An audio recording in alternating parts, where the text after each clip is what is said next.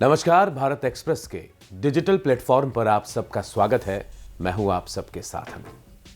आज बात top angle में किन किन खबरों पर बात करेंगे, तो सबसे पहले बात होगी वेनेजुएला की। वो वेनेजुएला जहां कथित तौर पर अमेरिका का कब्जा है, वो वेनेजुएला जहां मादुरो कभी आपको डांस करते नजर आते थे, लेकिन आज वही मादुरो न्यूयॉर्क में है, अमेरिका के गिरफ्त में है। ऐसे में सवाल उठ रहा है कि क्या दुनिया का सबसे बड़ा तेल भंडार जो वेनेजुएला के पास है, उस पर अमेरिका का कब्जा हो जाएगा? क्या अमेरिका यानी डोनाल्ड ट्रंप जो है वेनेजुएला का जो तेल भंडार है, जो तेल है, उसे बेचेंगे, इंटरनेशनल मार्केट में लाएंगे? सवाल यह भी है कि क्या वेनेजुएला को लेकर ट्रंप जो है रूस से दुश्मनी मोल ले रहे हैं?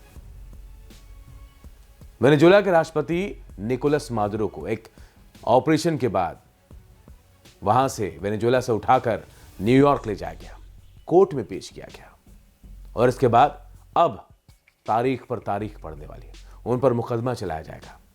एक तरफ ट्रंप कहते हैं कि वेनेजुएला उनके लिए खतरा था, उनके देश के लिए खतरा था और यहां से ड्रग्स की सप्लाई होती थी और यही वजह है कि कहीं ना कहीं उन्होंने मादुरो को अपने कब्जे में लिया और वेनेजुएला पर कथित तौर पर अपनी सरकार चला रहे। लेकिन अब इसका मकसद भी साफ हो गया है कि ट्रंप की नजर वेनेजुएला के उस तेल भंडार पर थी जिसे दुनिया का सबसे बड़ा तेल भंडार कहा जाता है और अब कहा जा रहा है कि वेनेजुएला में जो सरकार है उससे वो आधा तेल अमेरिका लेगा, अमेरिका उसे बाजार में बेचेगा और अच्छी खासी रकम जो है वो हासिल करेगा। यही नहीं, जो स्टॉक में पड़े उनको भी अमेरिका बेचेगा और जो नया प्रोडक्शन होगा उनमें से 50% तेल अकेले अमेरिका को मिलना है। और यही वजह है कि अमेरिका पूरी तरह से प्लान बनाकर नाकेबंदी करके वेनेजुएला पर कब्जा करने की कोशिश की और अब देखिए तेल भंडारण पर उसका नियंत्रण हो गया। दूसरी तरफ रूस की एक जहाज पर भी अमेरिका ने कब्जा किया, रूसी लोग भी थे उसमें सवार, जिसके बाद पुतिन नाराज हो गए, चेतावनी भी दे दी है कि रूसी नागरिकों को सकुशल वापस भेजा जाए, नहीं तो अंजाम बुरा हो सकता है। पूरी खबर आपको टॉप एंगल में बताएंगे और समझाएंगे कि आखिर इसके पीछे और इसके बाद क्या होने वाला है।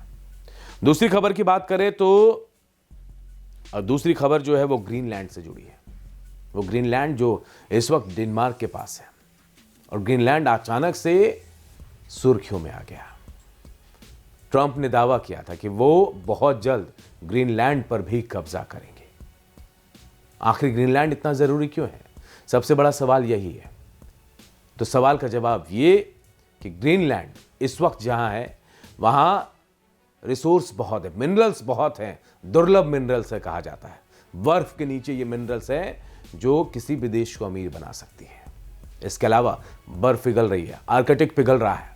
ऐसे में ग्रीनलैंड के आसपास सैन्य बेस है, तरह तरह से आप उसको इस्तेमाल कर सकते हैं। रणनीतिक रूप से ग्रीनलैंड अमेरिका के लिए, चीन के लिए, रूस के लिए बहुत महत्वपूर्ण हो जाता है। लेकिन नजरें टेढ़ी कर ली है ट्रंप ने, कह रहे कि वो ग्रीनलैंड पर कब्जा करेंगे, 20 दिन बाद उस पर बातचीत होगी और ऐसा हुआ तो नाटो खत्म हो जाएगा, क्योंकि डेनमार्क नाटो का संस्थापक सदस्य रहा है। ऐसे में 7 देश हैं जो ट्रंप के खिलाफ खड़े हो सकते हैं। ये यूरोपीय देश हैं और क्यों खड़े होंगे ये भी आपको बताएंगे टॉप एंगल में पूरे एनालिसिस के साथ। इसके बाद जो खबर है वो भी हम आपको बता देते हैं। ताइवान और चीन के बीच जो विवाद हुआ है उससे जुड़ी खबर होगी। कहा यह जा रहा है कि वेनेजुएला पर हमला हुआ तो अब चीन ये कह रहा है कि वो कभी भी ताइवान पर हमला कर सकता है, क्योंकि ताइवान को वो अपना हिस्सा मानता है, जबकि ताइवान कह रहा है कि वो जवाब देने में सक्षम है। लेकिन अगर ऐसा हुआ तो कहीं ना कहीं ताइवान के कंधे पर बंदूक रखकर अमेरिका सामने आ जाएगा। कहा यह भी जा रहा है कि एक तरफ चीन ने तारीफ की कि वेनेजुएला में जिस तरह से कब्जा अमेरिका ने किया, ट्रंप ने किया, तो भाई वो कब्जा तो अब ताइवान पर चीन भी कर सकता है। अमेरिका को किसी ने नहीं रोका तो चीन को कौन रोकेगा? और इसीलिए कहा जा रहा है कि कभी भी चीन जो है वो ताइवान पर हमला बोल सकता है।